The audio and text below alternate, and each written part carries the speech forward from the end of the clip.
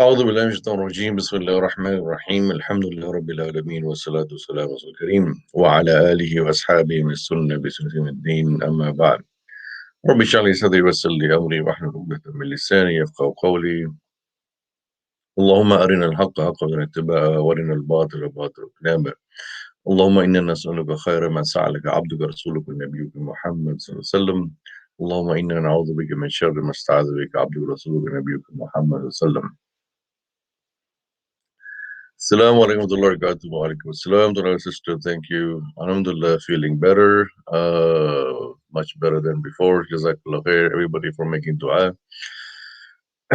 As we were talking yesterday about the aspect of our body parts giving shahada, witness against us on the day of judgment, Yawm al-Qiyamah, in front of Allah subhanahu wa ta'ala. From the ayah in the Quran, Surah Fussilat, Surah 41, verse 21, Allah subhanahu wa ta'ala says, وَقَالُوا لِجُلُودِهِمْ لِمَّا شَهِدْتُمْ عَلَيْنَا قَالُوا أَنْطَقَنَا اللَّهُ الَّذِي أَنْطَقَ كُلَّ شَيْءٍ. And then we mentioned also from Surah Yasin, the other ayah, where Allah subhanahu wa ta'ala says, الْيَوْمَ نَخْتُمُ عَلَى أَفْوَاهِهِمْ. Today we will seal their mouths, وَتُكَلِّمُنَا أَيْدِيهِمْ, and their hands shall talk or speak. Basically, the hands will give witness, shahada, that this person used me to do this thing or that thing, and this person did this. So we have to be mindful. Ramadan is a month of taqwa, which means God consciousness. We have to be strong in controlling our emotions, our desires, our wants, our lusts, and everything. But more important, what Ramadan gives us is the power to control our body parts. You see, brothers and sisters, you see food, especially for Muslims living in the West or living in a non Muslim country, Muslims living in minority. They are the most tested in Ramadan because you're not living in a Muslim environment. In a Muslim country, you're not allowed legally by the government rules. You're not allowed to eat in public. Restaurants are closed throughout the day. Even the non-Muslims in those countries, they cannot go out and have lunch in restaurants. They can only do takeout, and that too very secretly in the bags, and they cannot eat in public. Otherwise, they'll be fined. So the whole environment is conducive in a Muslim country for fasting because right, left, wherever you look, nobody is eating. Restaurants are closed. They open at iftar time and they are open all night till suhoor time and they close at suhoor. But here in America and in any Western country, Muslims are tested the most because they have to see around the environment. People are eating food, all over the places. The restaurants are open. Some Muslims may even own restaurants and they have to deal with their customers who are coming into the restaurant because that is their bread and butter. That is their, risk or their, provision. They can't shut down the restaurant because then how will they earn money in Ramadan? Because they don't have just Muslim customers, they have non-Muslim customers. So likewise, in these such scenarios, situations, our iman is the most tested.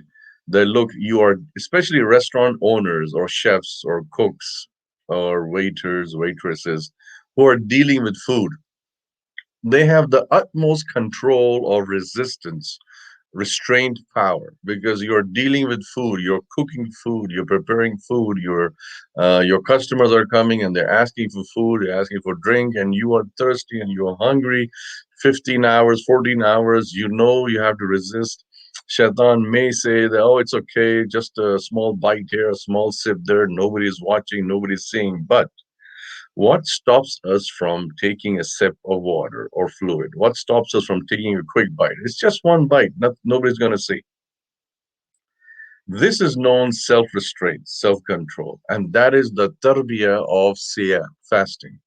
And that is why, if you remember, in one of the first nights of this Iftar, Tazkeer, and Duaa, we mentioned the hadith of Rasulullah, which is the hadith Qudsi, where Allah subhanahu wa ta'ala says, As-sawmu li wa ana ajzi bihi. Fasting is for me, and I will reward the fasting person for what they are fasting. Meaning, Allah subhanahu wa ta'ala is programming our brain.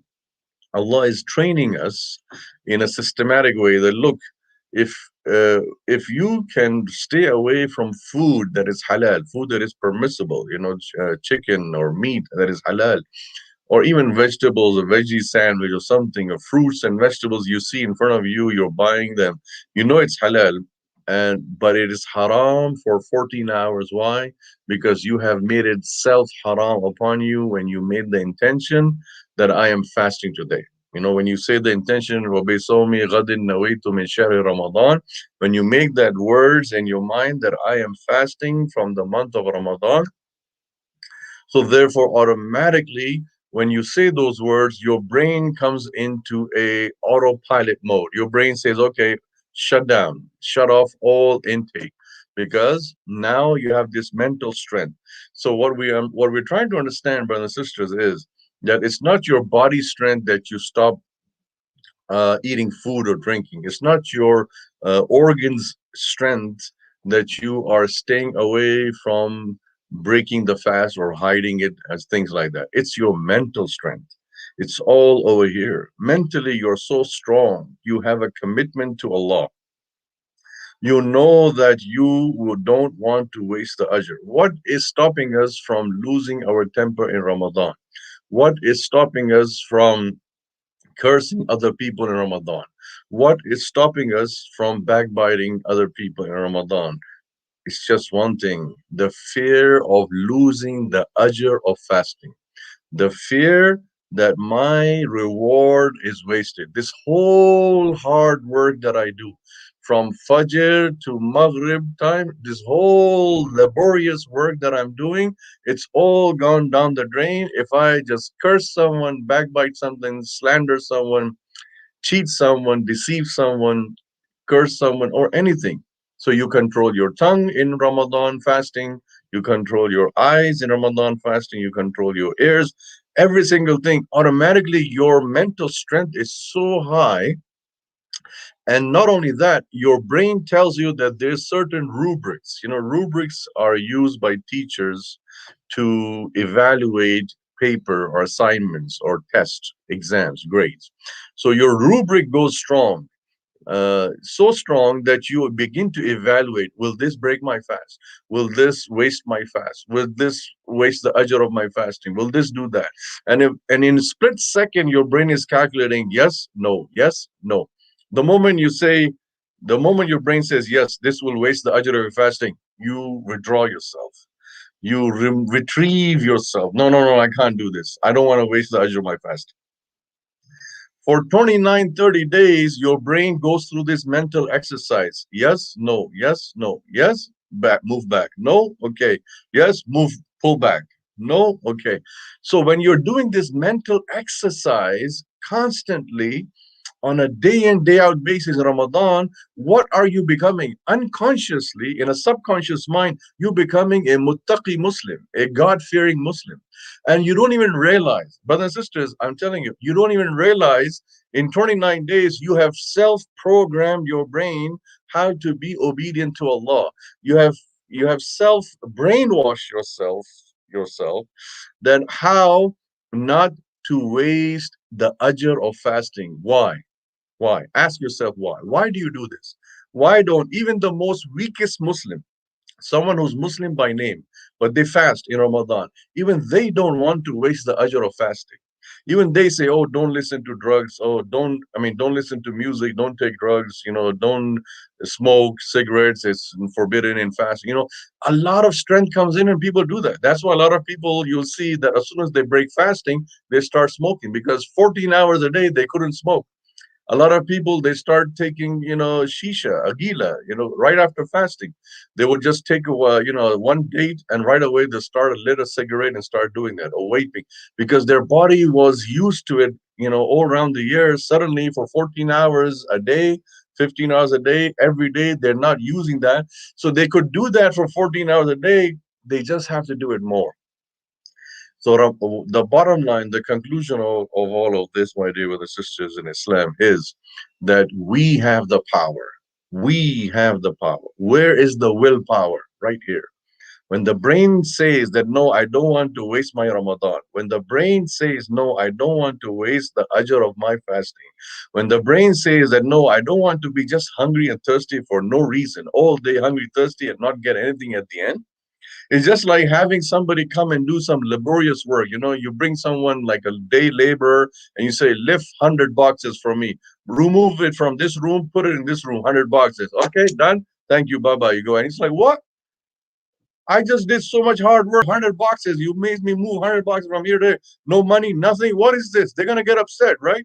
But you tell them, yeah, you didn't do it right. You didn't do it according to my contract.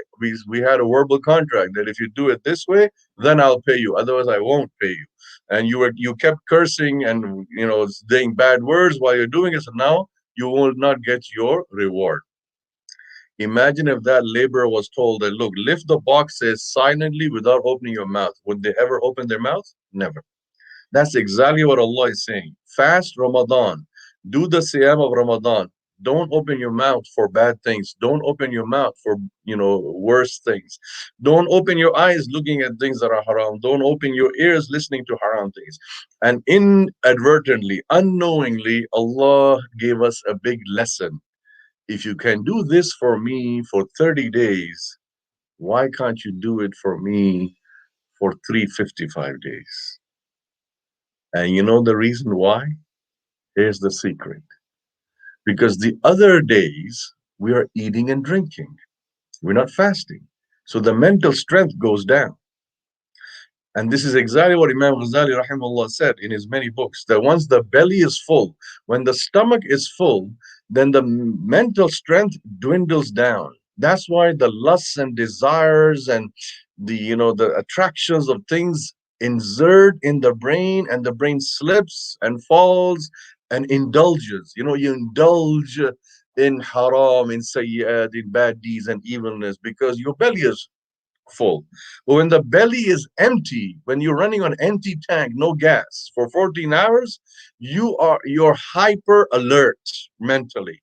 That look, this is not in vain. This stomach is not empty for no reason, for in vain. It has a purpose to be empty. What? The pleasure of Allah. And that is why Rasulullah said that after Ramadan, fast 6 more days of Shawwal, and you will get the reward of fasting the whole year. And those nawafil fasts, they strengthen our resolve, our commitment. So, in conclusion, today's lesson, my dear brother and sister in Islam, is how to have azm. Azm means resolve, firm resolution, firm power, meaning no matter what happens in front of you, you say no to the sin. Like the hadith of Rasulullah, he said that there'll be 7 people under the shade of Allah's throne on the day of judgment. Out of those 7 people will be one person who was standing in front of, to whom in front of them a lady with beauty and jamal and attraction came, and she said, come, do the haram thing with me. And the person said, no. Get away, lady, go away. I fear Allah SWT. This person will be qualified to be under the shade of Allah's throne. What resolve, what azm, what tawakkul, what firepower of taqwa this person has, that a beautiful lady is standing. And every man can relate to this. Excuse me, ladies, with all due respect, but this is a reality of fact of life, that any lady, no matter how beautiful and handsome she is, when she comes in front of a man and tries to lure and lustful attract, the man falls. The strongest men have fell. That is why Rasulullah said that for the men, the biggest fitna for men is the woman. And we have seen big powers fall down, emperors fall down, kings, presidents fall down on the snap of a lady coming into the room. And Rasulullah said in this hadith that this man says to the lady, no, get away, get lost. Inni akhafullah. I fear Allah. I don't want to do this haram. Imagine the resolve this person has, the azam, the tawakkul, the firepower of energy, of taqwa he has, that he says no. He can see the sin, he can so easily do it, but he says, no, I fear Allah. My Allah is. That's why Allah has given such a big reward for such men, that they'll be under the shade of Allah's throne. So come, now it's time for dua. Very close. We have only a few minutes. Let us make dua. Okay, sister has a question that, well, let's not mention ethnicity, sister, inshallah. So she's saying that there's one specific country of people who lose their patience and fight with people in Ramadan and during fasting. I think it's not just in that country. It happens in every Muslim country. I've lived in Middle East. I've lived in, in many countries, and I've seen Muslims, regardless of which country they belong to, you will see them very easily lose their temper and start cursing and shouting and yelling and screaming in Ramadan and fighting. May Allah have mercy upon us. This is the weakness of the soul. Not everybody is powerful enough to control their anger in fasting. But remember, if we can control our anger in fasting, we have climbed Mount Everest. Mount Everest is the highest peak in the world. It's just like that. اللهم أنت السلام منك السلام تباركت ربنا وتعالى يا ذا الجلال والإكرام. اللهم تقبل منا صيامنا، اللهم تقبل منا قيامنا، اللهم تقبل منا قيامنا وركوعنا وسجودنا. اللهم إنك عفو كريم حليم تحب العفو فاعف عنا. اللهم اغفر لنا ذنوبنا وكفر عنا سيئاتنا وتوفنا مع الأبرار والحقنا بالصالحين يا رب العالمين. اللهم إنك عفو كريم حليم تحب العفو فاعف عنا يا رحمن يا رحيم. اللهم أجرنا من النار، اللهم أجرنا من خزي الدنيا عذاب الآخرة. اللهم إنا نعوذ بك من النار، اللهم إنا نعوذ بك من جهنم وما قرب إليه من قول وعمل. اللهم إنا نسألك الجنة وما قرب إليه من قول وعمل. O Allah, O the merciful Allah, have mercy upon us and all the Muslims all over the world. O Allah, you are the curer. There is no cure except your cure. Cure all the Muslims who are sick wherever they are, whoever they are, Ya Rabbil Alameen. Oh Allah, give them health, give them saha, and give them a cure that removes all sicknesses and illnesses and does not leave behind any trace of any illnesses, Ya Rahman, Ya Rahim. Oh Allah, accept our ibadat in this holy month of Ramadan. Oh Allah, save us from the hellfire, save us from the punishment of the grave. Oh Allah, protect us and protect our family members and loved ones from all of this waba and this bala, this pandemic, corona. Oh Allah, protect us and our children from all kinds of fitna and fasad and fusuq and fujur, Ya Rabbil Alameen. Oh Allah, give us tawfiq to recite the Quran throughout the day and throughout the night in this holy month of Ramadan. Oh Allah, give us the tawfiq to wake up for tahajjud and pray tahajjud, Ya Rabbil Alameen. Oh Allah, give us the tawfiq to pray tahajjud and do i'tikaf in the last 10 nights of Ramadan, Ya Rabbil Alameen. Oh Allah, accept our fasting, accept our prayers, accept our sujood prostration, and all our bowing to you, Ya Rabbil Alameen. وصلى الله على خلق محمد صلى الله عليه وسلم وعلى آله وصحبه برحمته الرحمين. Inshallah, it is time for the azan for Maghrib here in New Jersey. Before we do the azan, let us recite the dua so that we can remember and memorize. اللهم لك صمت وبك آمنت وعليك توكلت وعلى رزقك أفطرت. The other version is ذهبت الدمى وابترت العروق وثبت الأجر إن شاء الله. And now we'll have the azan.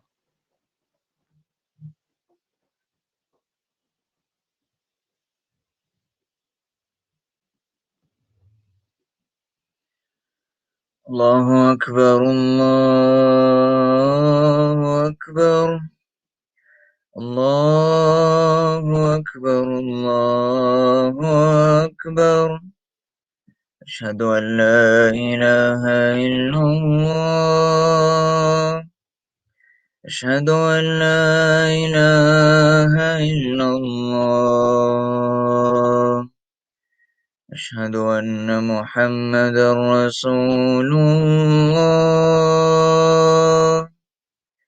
أشهد أن محمدا رسول الله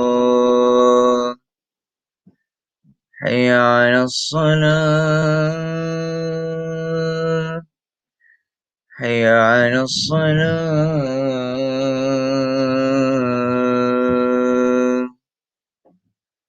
حي على الفلاح حي على الفلاح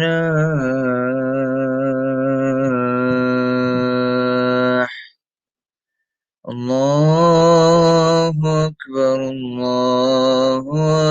أكبر لا إله